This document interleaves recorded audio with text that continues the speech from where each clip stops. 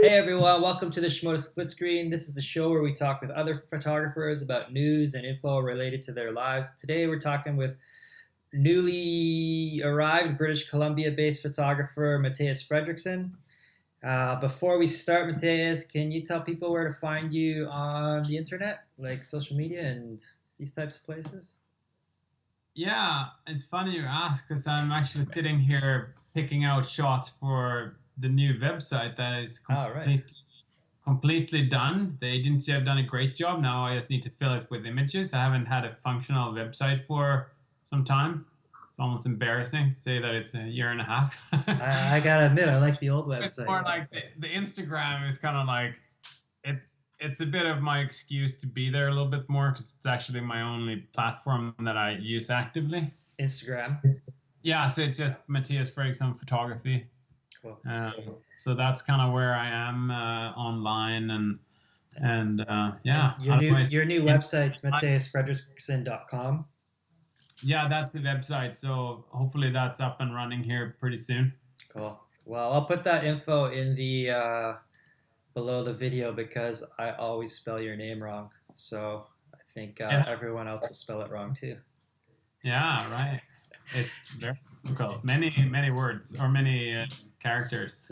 Is that a common issue with magazines and credits? Misspelled Yeah, name? it happens, but Yeah. not too bad. Yeah. Shouldn't complain too much about that. Yeah. So for anyone who doesn't know, Mateus is a veteran action sport photographer. Your primary sports are biking and skiing. Fair to say? Yeah, primarily those, like all kinds of cycling really and skiing as well. More uphill these days as well. Like lots of ski touring related pieces, and I love to do stories about ski makers and interesting characters. So I mean, with that, like a lot of people have this idea of ski photography. It's like the bluebird day and the perfect snow skiing to the camera and like filling out the frame.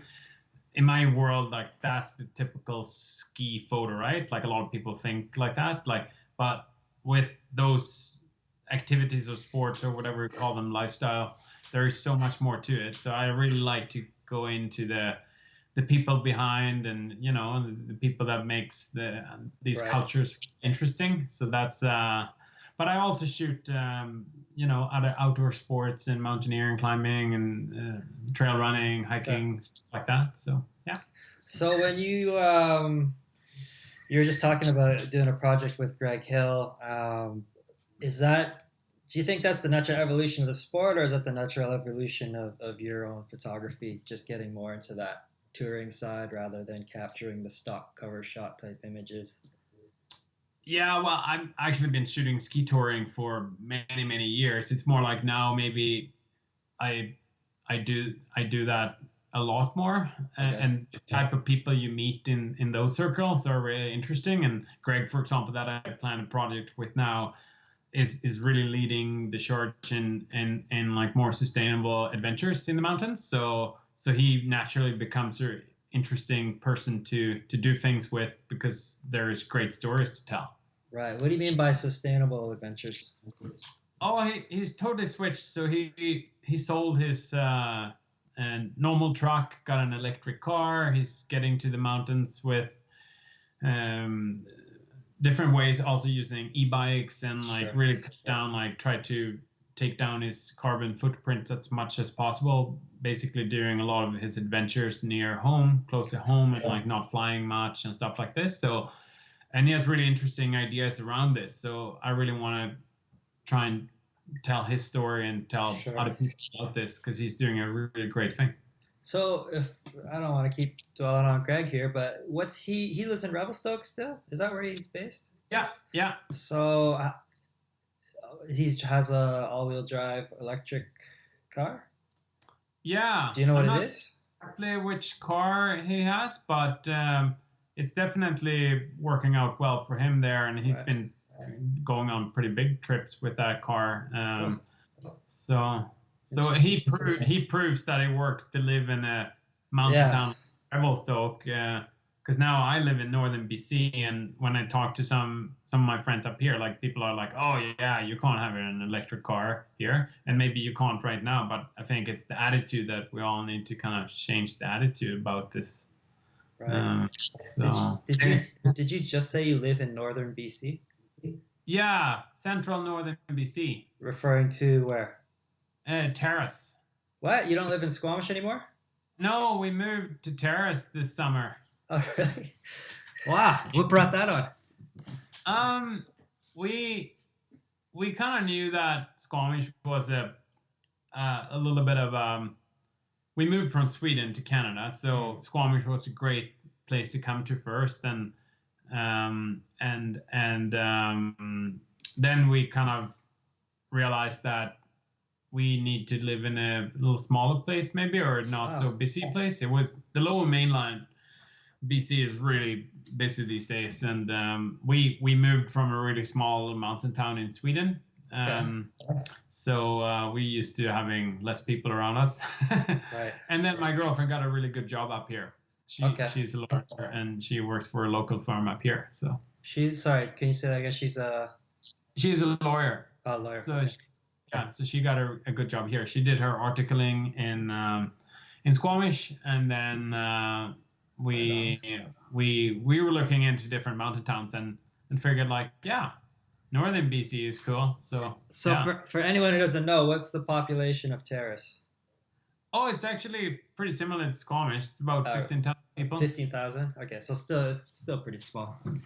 Yeah, the big difference is that you don't have Vancouver an hour away. So this is like the bigger place up here. But there's a lot of cool mountain towns up here. Smithers is 2 hours away, and big mountains and lots of rivers and great mountain bike trails.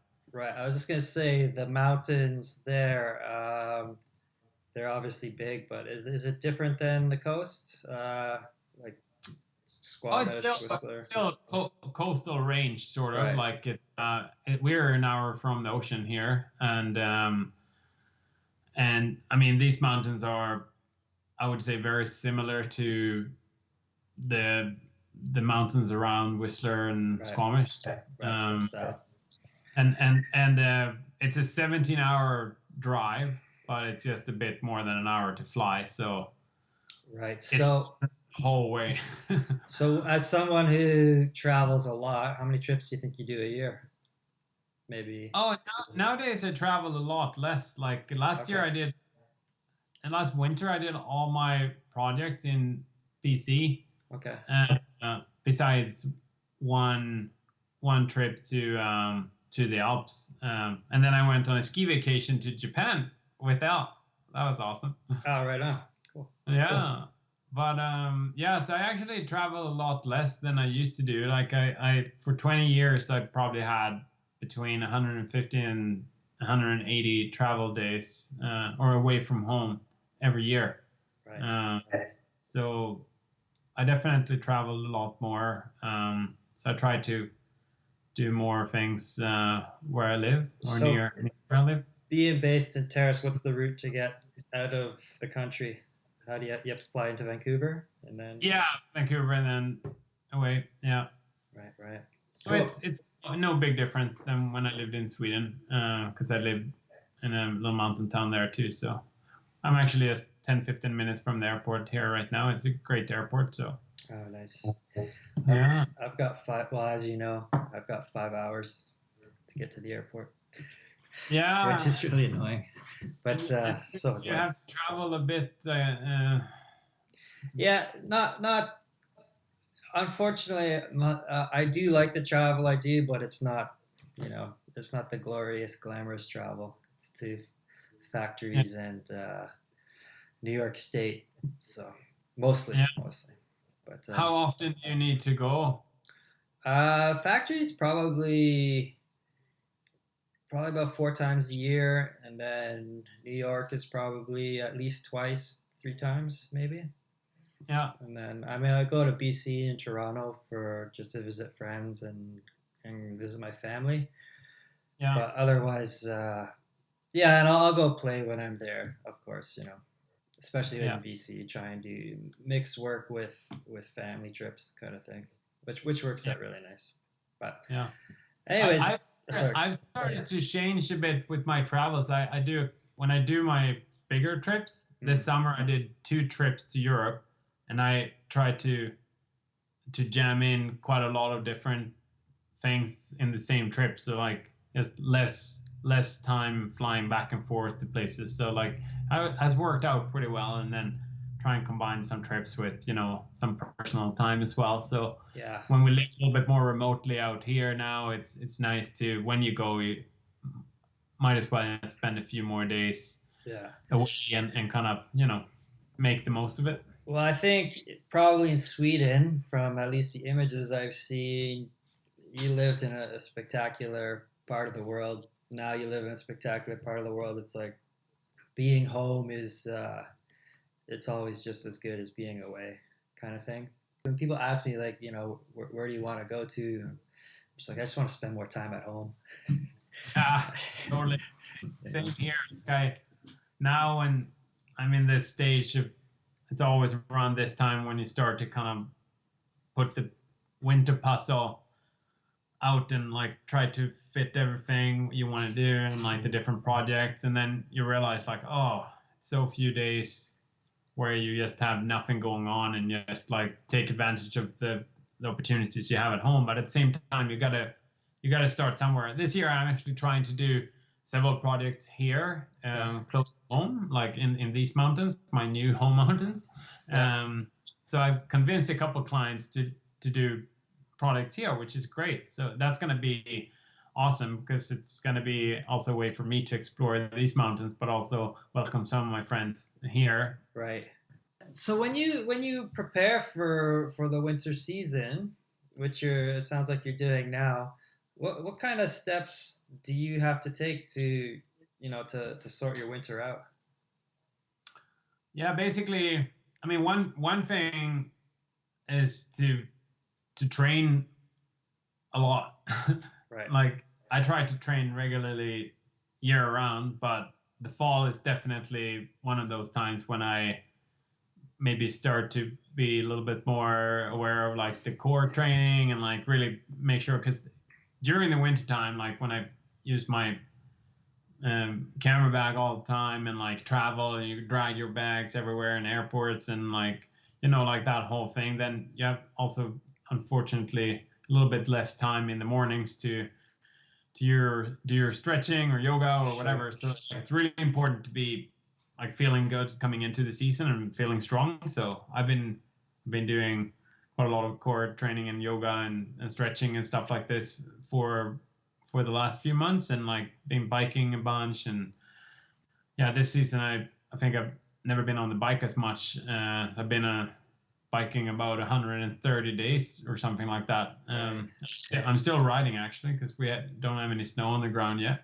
Okay. So I feel strong, and I also prepare all my equipment. So I actually send one of my cameras to Nikon for service the other day, and I'm gonna send the other one as well. Make sure everything is in good shape, and look over all the equipment and stuff like this. And then obviously the business side of things, like I'm communicating a lot with my clients and the magazines and the companies I work with, and as well as all the athletes that I have plans with, and exploring opportunities with different locations and so on. So it's that puzzle that is always tricky to but it's you got to start somewhere, right? So like it's definitely like a normal puzzle. You have all these pieces laying around, and somehow you make it work. Every year it kind of works out somehow, and it always changes in the middle of the winter. Something is like it doesn't snow somewhere, or one client decide about something else, or whatever, like someone get hurt that you had made plans with, or so on. But you got to do that process. So it's really interesting, and it kind of makes it much clearer as you go. So it's a nice process. So to clarify for people, like when you say the word client, are you referring to contract work for brands? Are you referring to articles? Both, I'm guessing. Yeah, both. Like I've been doing this for about 25 years, and as much as it's awesome to have the well-paying commercial work, I think that I probably have as much income coming from editorial work. And Really? I do a lot of reportage. Like I write quite a lot myself as well, and I work with other journalists for certain projects, and I produce a lot of stories. Right. So, and then I sell random photos here and there, but I also work with a ton of magazines all over the world. So I guess it adds up, you know. But obviously the commercial work is great, and sometimes you're lucky or you have great clients that pay well for like good day rate jobs, you know. So, but at the same time, like I really enjoy the editorial work. I came from that side of things, and I always worked at magazines as an editor and photo editor. So right. I guess I started like that. Like I was a writing journalist, and I was going to school for that and so on. Okay. And then so that's my background. So I think I always have that strive of like telling stories, and I mean, some of the brands I work with, I mean, that's what a lot of brands really want to do these days. So it sometimes it comes in really handy because you kind of sit with that knowledge how to tell stories, and like sometimes it could be a really great match with doing some editorial work on a trip that's actually a trip for a brand, but maybe there is even like a corporation between, because it's like that fine line these days is like very fussy between what is where the rules are for like mixing this. Like, I mean, we all have to kind of scramble to get by with this, and honestly, like, you can't be too picky with this. Right. Nobody can really these days, because nobody have the budgets to, like, very few magazines can pay for all the expenses and the trips and so on. So you just got to make sure that you kind of separate what is a real story and what is something you do for a brand, right? I'm just going to cut you off for a second because the sound got really bad there. Can you say something? Am I echoing over there? Not much. That's no. weird. Now it's totally normal. Okay. So sorry. When you're talking about the working in editorial, I think like a lot of action sports photographers especially start in that editorial, just at the basics of submitting to magazines, shooting kind of on spec and just hoping to get pictures published. But do you think, is that still a big part of like ski photography, snowboard photography? Yeah, well, what I'm talking about is all like I send just random shots to magazines too, but most of the magazines I work with, I do signed work for them. So no, I understand, but I mean, do you think that's still a starting point for a lot of people getting into it? Yeah, I assume it is, but the reason why I said that is that for me, like, it works out well because I do the mix of this, but it's very few times I just send photos. Right. There is a couple of magazines that I only send the shots for and don't really have much of a relationship otherwise, but I think that it would be really hard to make some sort of living just doing that. Yeah, of course, yeah.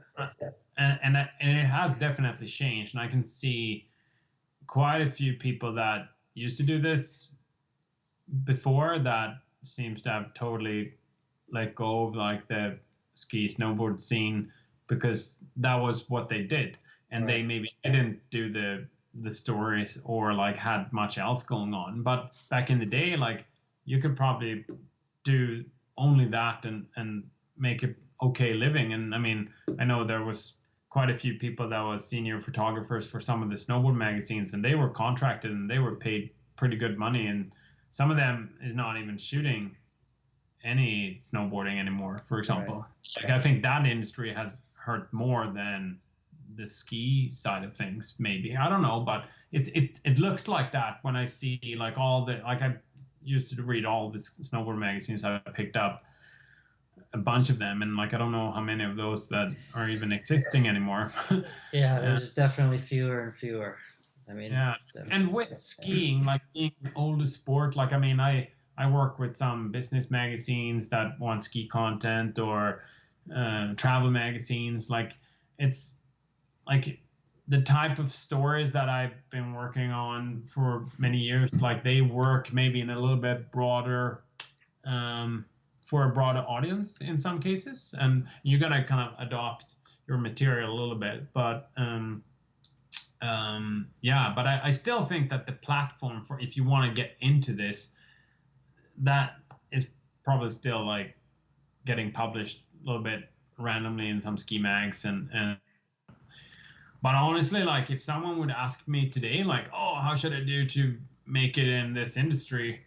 Like I would probably advise them to do something else, because I mean it must be so difficult to get, because you know, like it's one thing like for veterans like myself and some of my friends that have been doing this for a long time, because I mean we also sit on an archive. Like I mean I sell prints, and I sometimes there is companies that come and want to buy photos for, like, you know, when you have sort of a reputation and like people find you sort of, and I mean without that and like some of this other stuff, like it would be really hard to make a living. So like just starting from scratch in 2018 and you want to make it as a ski photographer, you got to be extremely talented or have a really great trust fund sitting there. Yeah, I think you really have to want it. That's for sure. But you know, I have a bit of a different perspective, because just dealing with action sports photographers over the last 10 years through the camera bags, I see so many people who come and go, but I also see people who I've watched, like who've just grown and grown and grown to the point where I'm just like, wow, that guy's full-on established professional. At least it looks like that. He's working with big clients, or you know, he's on big film projects, etc. Like, so I definitely see a lot of people pulling it off and making it work, which is good.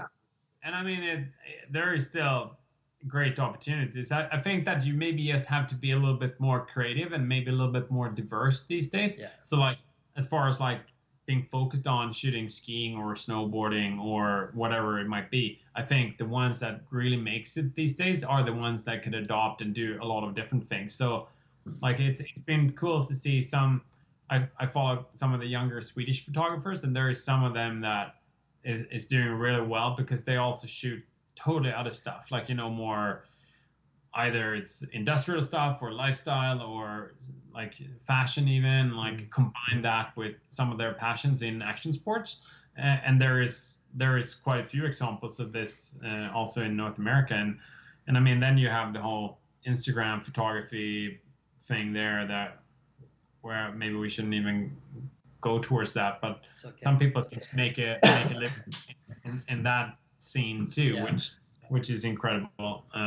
There is definitely like a lot of different routes you could take, but I think the key thing right now is probably to be really diversified, like broad in your portfolio, and like really your knowledge, and be open to shoot a lot of other things. Like in my perspective, like in my for me, things changed a little bit. Maybe it's now 7-8 years ago I started from shooting skiing and biking almost like year round.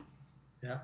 Especially shooting a lot more skiing, and like I wasn't even interested in taking assignments for other type of activities like hiking, trail running, right, other stuff. Like I was so like I booked myself and for ski stuff like almost every month of the year, and then I shot a bit of ski and like biking in the summer times. But I realized when I kind of freed up some time, because I shot way too much skiing, I couldn't let these projects spin enough and make them work. Like these days I shoot skiing shorter time of the year, like fewer months, fewer projects with ski stuff. But when I do it, I really go full on and like make it count, and like Yeah. really, maybe it comes with experience. Like you do it more, like more bigger projects, or just put a little bit more energy into it. Okay. And plan it well and really go for it. And then also have breaks when I don't shoot at all, but then maybe more focused on like bike stuff for some months, and then change up with hiking and trail running, and really make sure I diversify myself. And Right. that way I'm more hungry shooting, skiing in the winter, and the bike stuff in the summer. And I don't know, for me, this have changed things too, because all of a sudden I have more legs to stand on. And so I work with outdoor industry a bit more, and there is quite a few magazines there, and also, destination companies I shoot for, or brands. And like, it's not like everything is not in one basket, Yeah, I think you're doubling your like if you just add a new sport in, you're just doubling your exposure, your worth, your value. So, you're not just playing with one industry, Yeah. which Yeah. is in the long term it's got to help.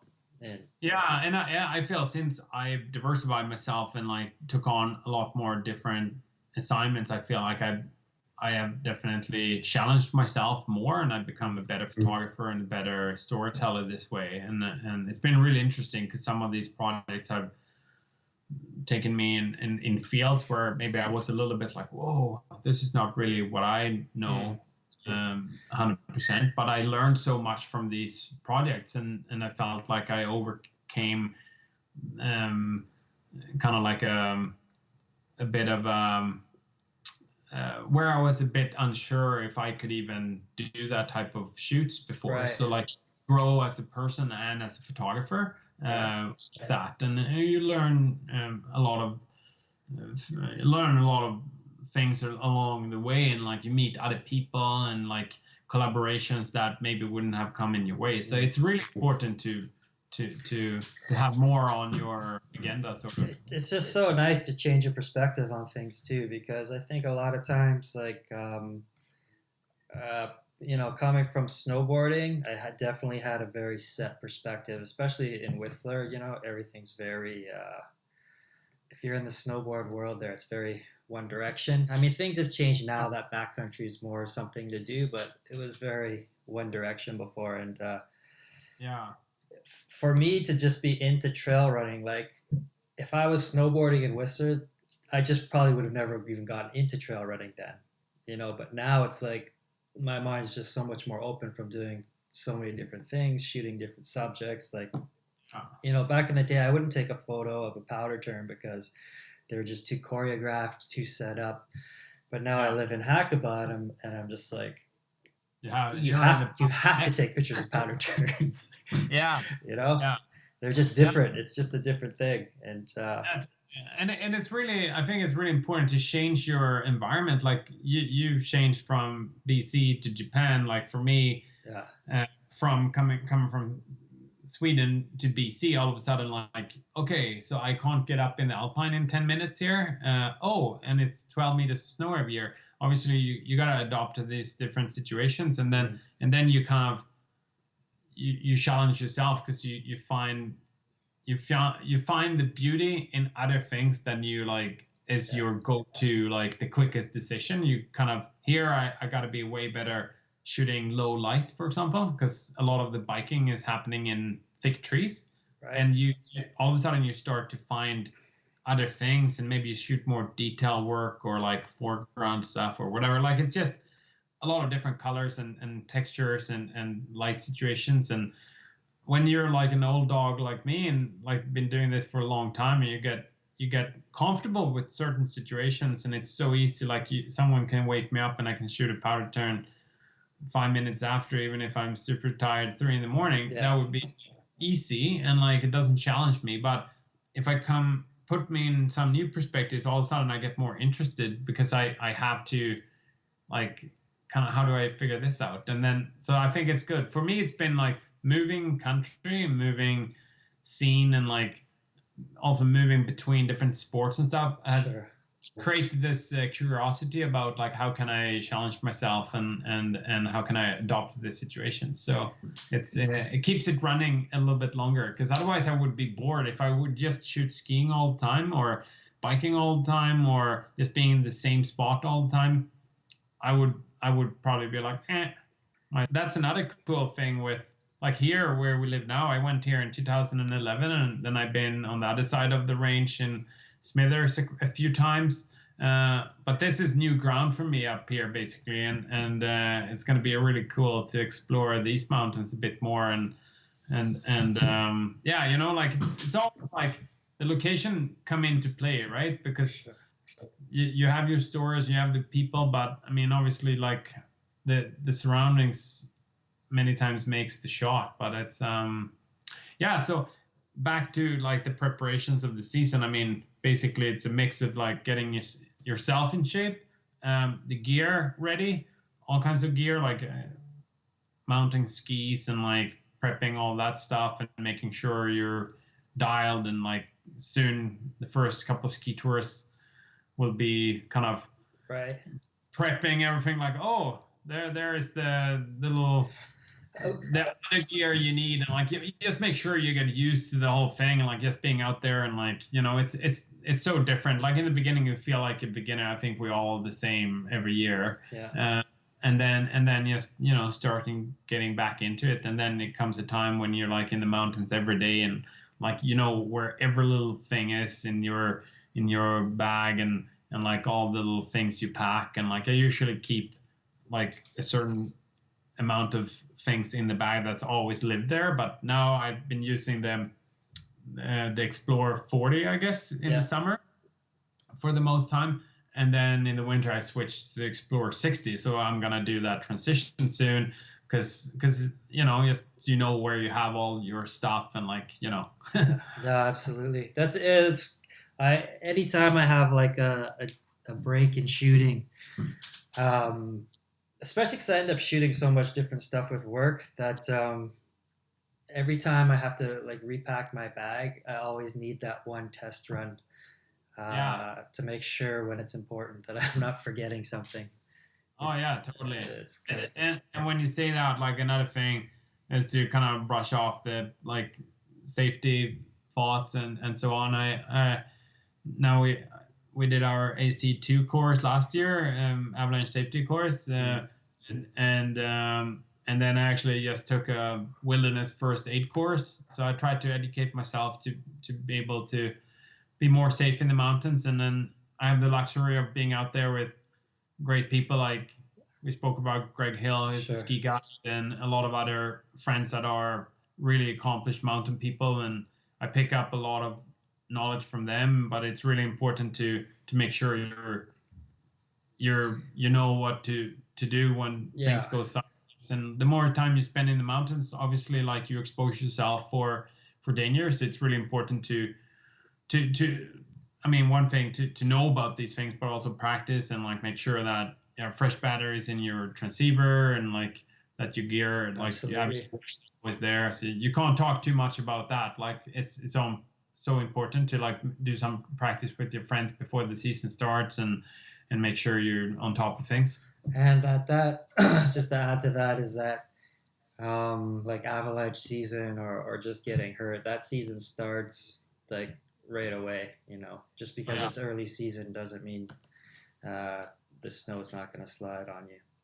Oh, and maybe it's even more danger, like depending on where you live in the world, right? But I mean, we live in places where when it does start snowing, it snows a lot. So like it could go from like being 100% sure no problem at all when it's no snow or very little snow, old snow, to getting really dangerous quickly. So it's important to always think about those things. So I was actually really glad to hear. I got a message from a friend in Whistler, another photographer, who was asking me about shovels this morning and how they fit in the Shimoda bags, and it got me thinking about the safety gear, because we live in a place where cell service is like 10 minutes out of town, like there's barely any cell service. And at our local ski area, Shames Mountain, there is no cell service, so we're actually investing in a InReach, so we could communicate through that system. What's that? InReach? Yeah, if you know the Spot that's been around a bit, like an InReach is kind of similar device. You could send messages. It goes on a different system. I'm not sure if I can explain perfect, but an InReach is a really good tool when you're in the backcountry with no cell service. So we used it last year. We did a winter camping trip with Solomon and way out there, and then Chris Rubens had one of those, and I know like Greg and a lot of my friends in Revelstoke, they all use these devices, and you can link it to your phone, so you can use the phones or like the maps in the phone on the screen, and then you could text from your actual phone through this thing. So it's almost like a router or some sort of machine that you could use, so you could communicate with people if things goes sideways. You could call, basically message for help, and you can make sure people at home knows that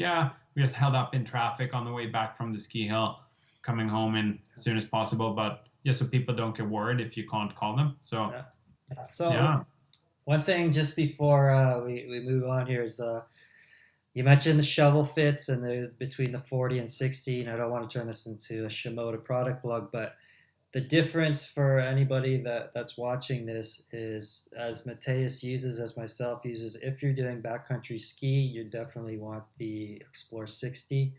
It's got a bigger shovel pocket. It just fits a lot more gear that you need for that. Whereas if you get the 40, depending how much camera gear you have, it's going to be a lot tighter kind of fit. And one other tip, I don't know if you do it or not, but when you put your shovel in, put the blade upside down. It'll give it's just a more natural fit inside the bag. So I don't know if I do that. I will try that. But try that out. I told my friend who reached out today to definitely you got to take the shovel apart completely. But it does fit in the 60. I have the Black Diamond Evoc shovel, which is an amazing shovel, and that one fits, for example, and it's a pretty big shovel. It's a really good shovel that.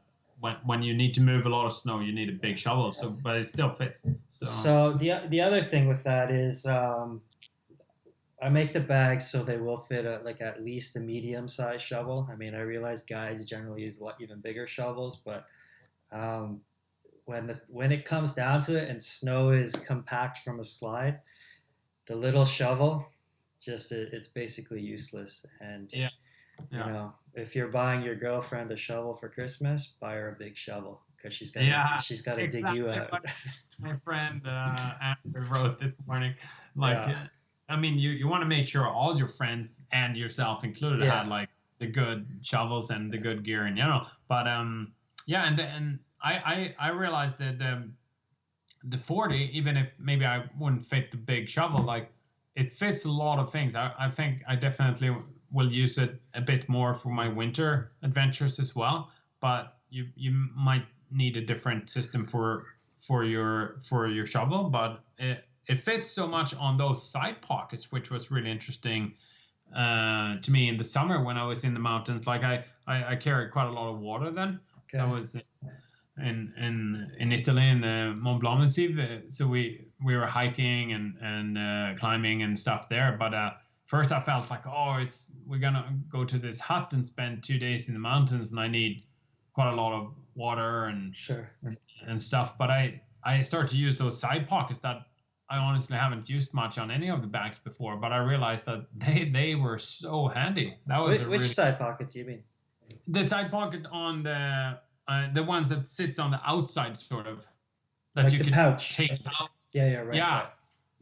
Those were amazing. So that was one thing that I started to use a lot more. So one thing I should clarify with using the 60 for backcountry is, I always describe to people who are into backcountry is that the 40 is a great side country bag if you're kind of like dipping off the resort and you don't have to bring your skins kind of thing. And then the 60, if you have to pack your skins, you're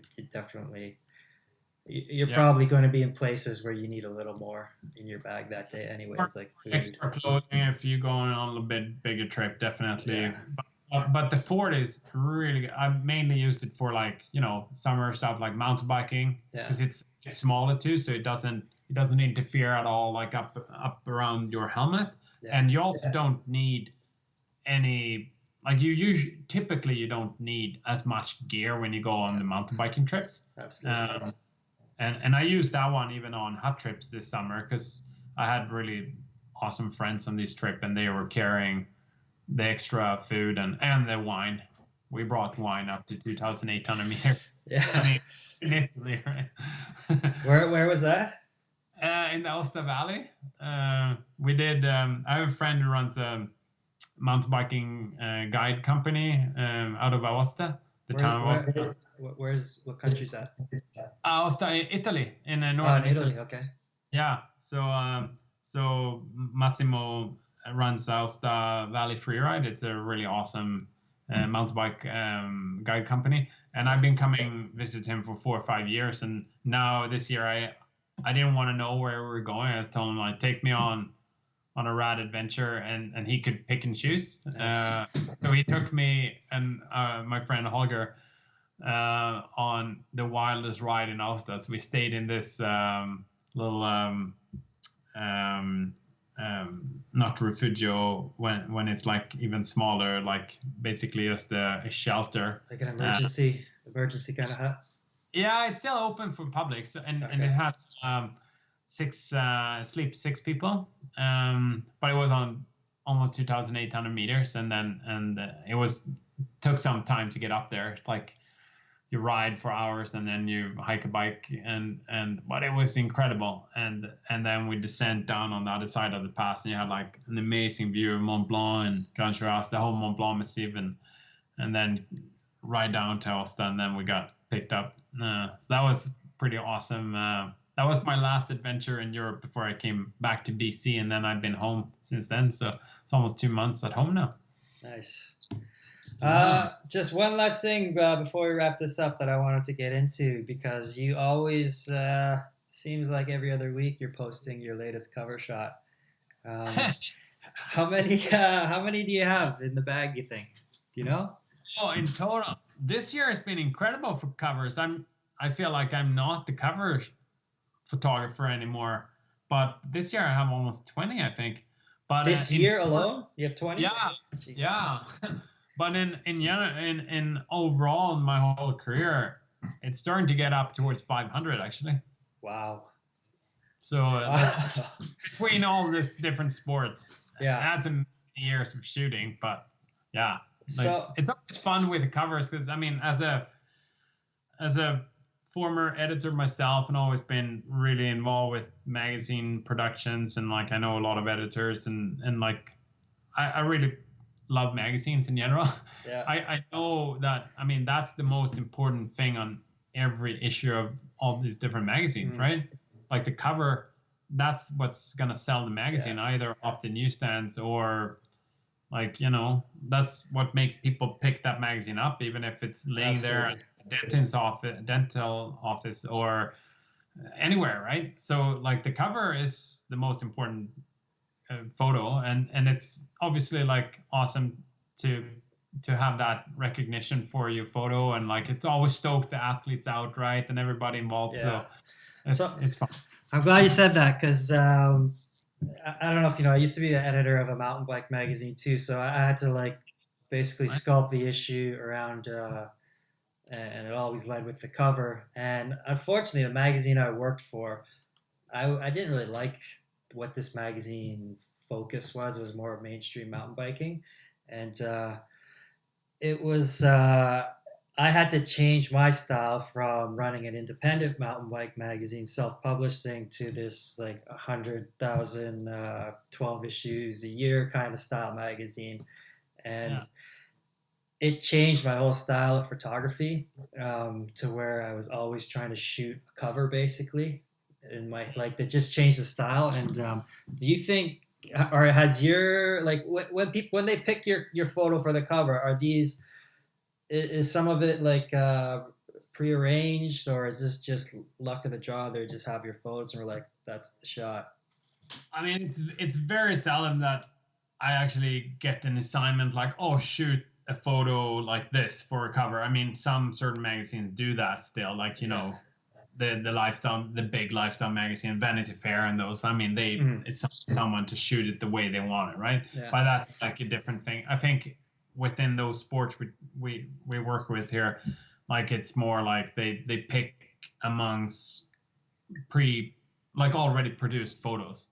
But one thing that I've noticed now over the years, and this year in particular, like if I would line all the different covers up here for all the magazines that I've been lucky enough to have these covers, it ranges from like that super tight classic ski shot or bike or whatever to like my latest cover is actually of a Japanese magazine, Fall Line.